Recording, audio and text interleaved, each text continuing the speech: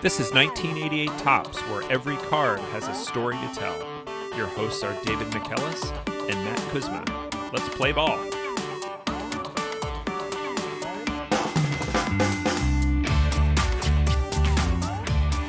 Welcome back to another episode of 1988 Topps. David, what's our card for this week? Matt, this is my favorite card of the 1988 Topps baseball card set. Eric Davis.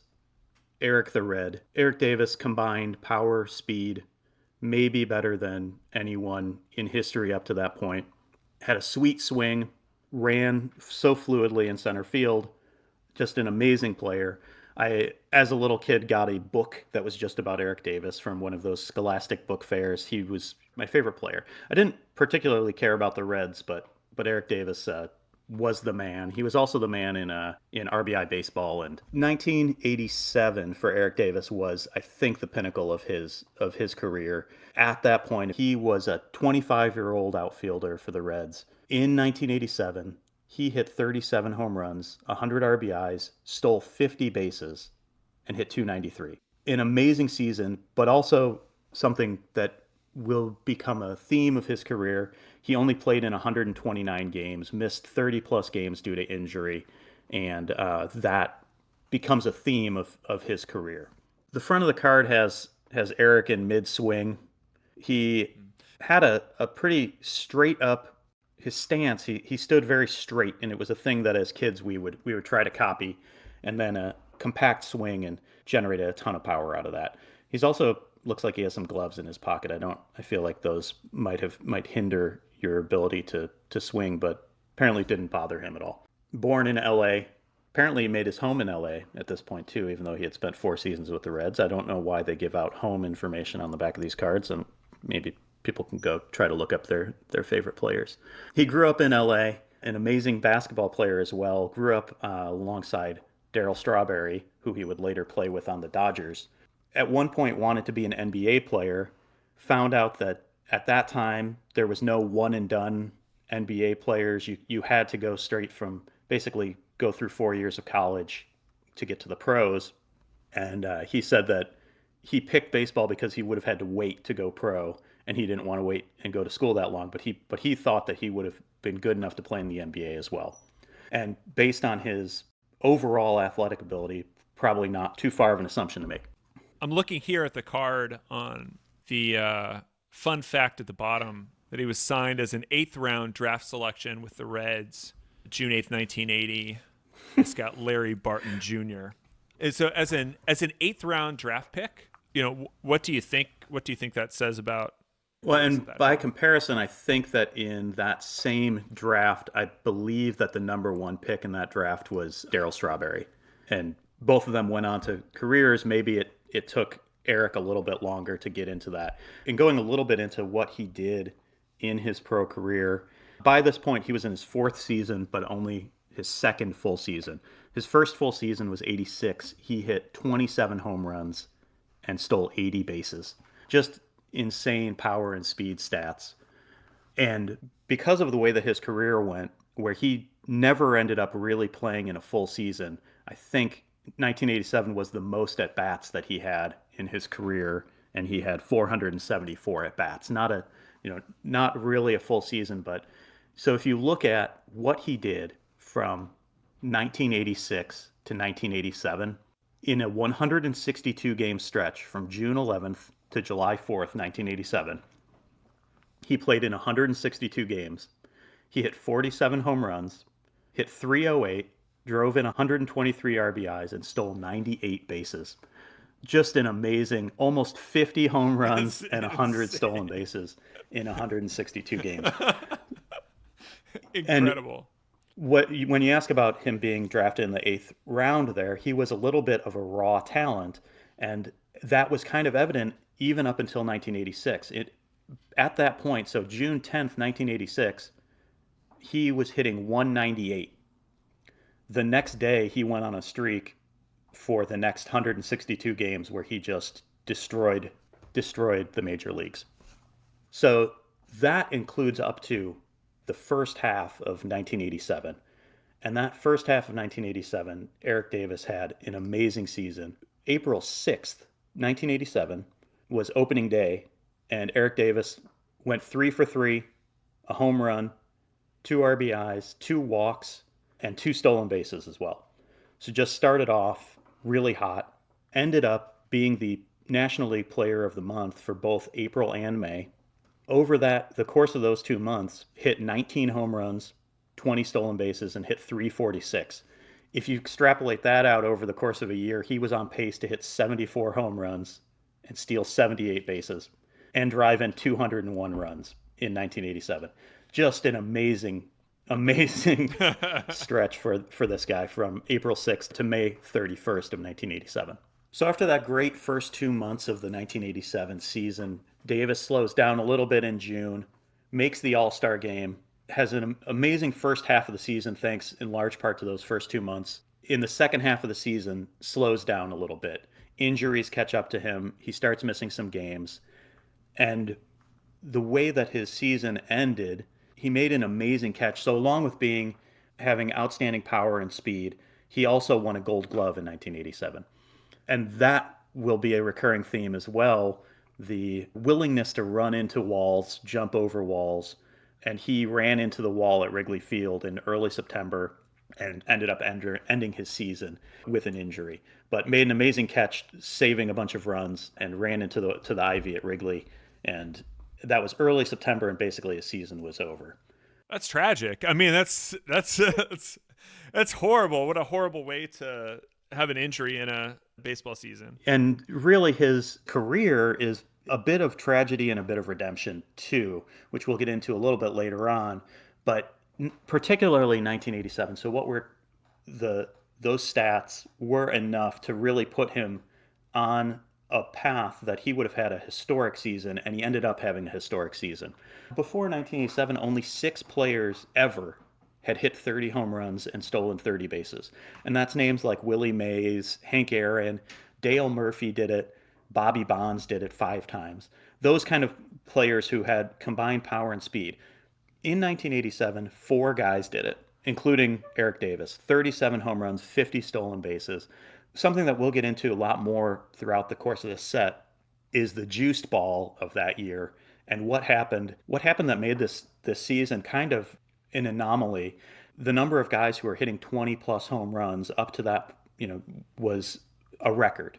So you have a lot of guys hitting home runs and a lot of guys stealing bases who we didn't really see numbers like that. And no player has ever hit as many home runs in a season in which they stole 50 bases as Davis did in 1987.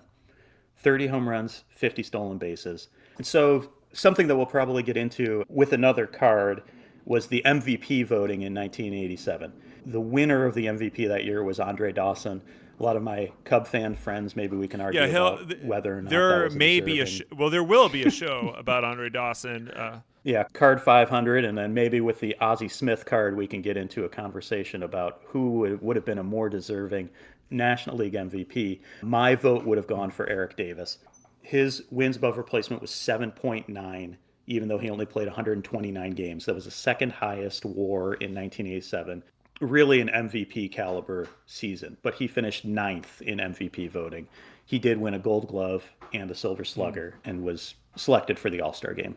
Definitely MVP numbers, given if you're going to miss 20% of the season for injury, I think you made a really good case here. And just to point out the juiced ball, I know we'll cover that in a future episode, in particular about how the Iran-Contra scandal may have, and the Reagan administration may have impacted baseball. But that's certainly later on in the series. Yeah, we'll get into that. Is that a theory of yours, Matt? I mean, or is it basically so backed up that it's fact? It's you have a paper. I do have an Ollie North white paper I've been working on, since high school. And that will be a recurring theme here with some of these guys who just had monster seasons in 1987 that really were not at this point even not household names, but maybe had some big years. Well, David, that a recurring question on the podcast is just the ongoing topic, cocaine ? At some point in his career, there were trade rumors going around that the Reds were trying to get rid of Davis, that they didn't want him around, and a rumor developed that he was using drugs, and never substantiated. So unclear where that rumor came from, but not really substantiated rumors, and I don't think that his name is as synonymous with that as some other players in this time period. Okay, excellent. Well, let's get to the listener mailbag, because we had really great set of questions sent in from Mike W. from St. Louis. Thank you, Mike. I think currently Chicago, but hometown St. Louis. So in the keeping with the Tops format here, Mike sent in a lot of really good questions about Eric Davis. So I wondered if you just want to pick up some of your favorites. Sure. And thanks a lot, Mike. Mike asks about whether or not Eric Davis was on the Reds team that won the 1990 World Series. He was on that team, and this kind of goes along with the theme of his career.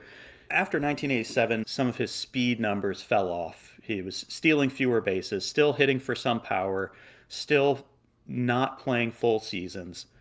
In 1990, he had a decent season, but hit only 260, 24 home runs, 21 stolen bases. Had a kind of a down year, but the Reds put together a great year and made it to the playoffs.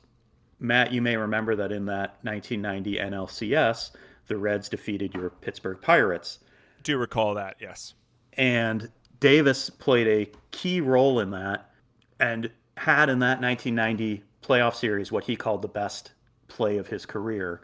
Long fly ball by Bobby Bonilla, bounces off the wall. The center fielder, which was not Davis at this time, he was playing in left field. Center fielder goes to catch the ball, misses. Somehow Davis is there in center field to pick up the ball and gun down Bobby Bonilla at third base. That Reds team had multiple outfield assists and multiple guys that they threw out chasing extra bases on your Pirates team. They win that NLCS and go into the World Series, where they're facing the heavily favored Oakland A's. Game 4 of that World Series against Oakland, the Reds are up three games to none, going for a sweep. Davis attempts to catch a line drive in the first inning of Game 4, dives, misses the ball, and has to leave the game in the first inning with an injury. He'd been having a pretty good World Series at that point, but misses the end of that fourth game. The Reds win. He misses the celebration. He spends 40 days in the hospital due to a lacerated kidney. That leads to a dispute with the Reds about how he was supposed to get back to Cincinnati. He takes a $15,000 private jet, and the Reds are trying to make him pay for it. After the man gives his kidney for the team, they try to make him pay for the flight. Wow. So that injury kind of led to both a souring of his relationship with the Cincinnati Reds, at the time owned by Marge Schott, not the greatest owner.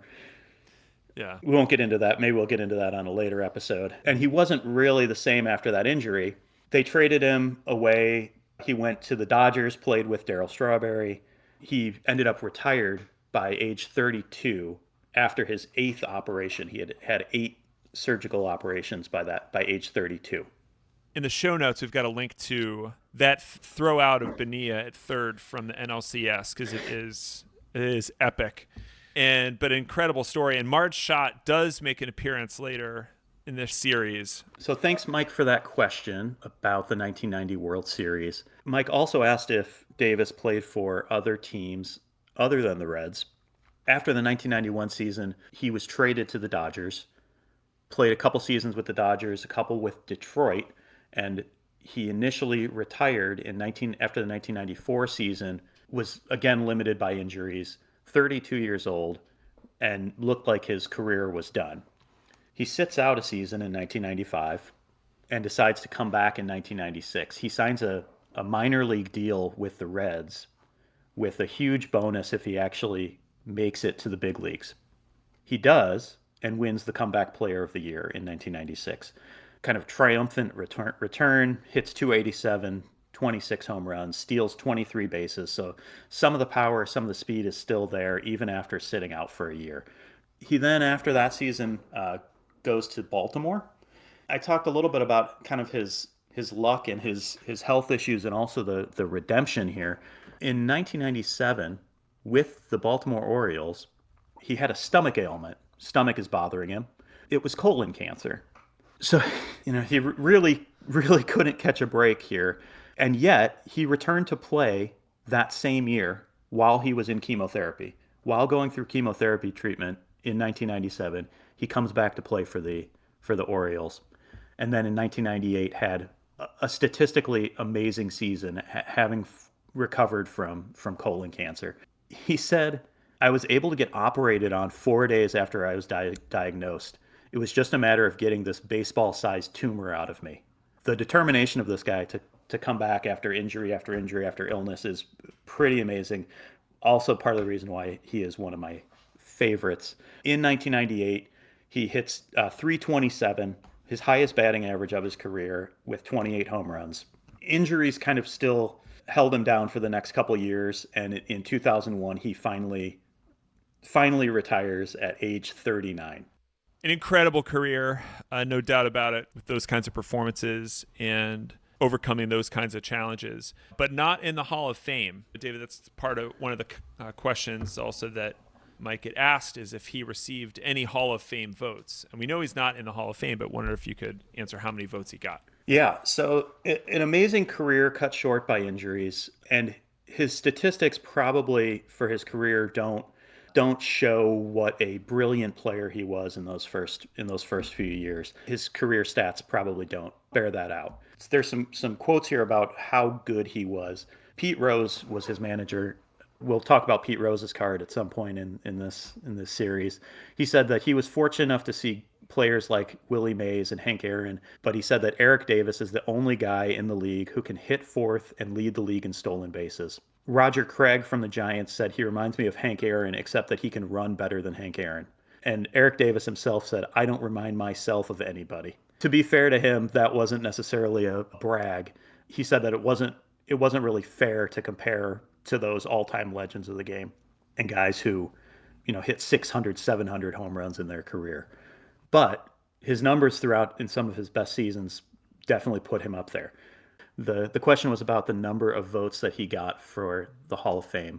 He was first eligible for the Hall of Fame in 2007. He received 3 votes, which was not enough to meet the 5% threshold, and so then he was removed from future ballots. But 3 people did vote for him for the Hall of Fame. I would have definitely been one of those people. One Hall of Fame voter was asked why he voted for Eric Davis, who had a career that was interrupted and incomplete. The voter said, yeah, but he was the best player I've ever seen. And I think that 162 game stretch from 1986 to 1987, the statistics in that bear that out, that for that stretch of time, he was the best player on the planet. As we do every week, is wonder if you'd give a rating for this card. Yeah, Eric Davis as a card, as a dude, he is a gem mint. Gem mint, the highest honor. Yeah, worth at least 50 cents. 50 cents in $1988. Fantastic. Well, David, thank you. Thanks to Mike for submitting the question. Thanks to all of you for listening. We will be back next week with 1988 Tops. Keep that mailbag rolling. Check the show notes for where you can send your questions, or if you'd like to be a guest on a future show. Thanks, and we'll see you next week.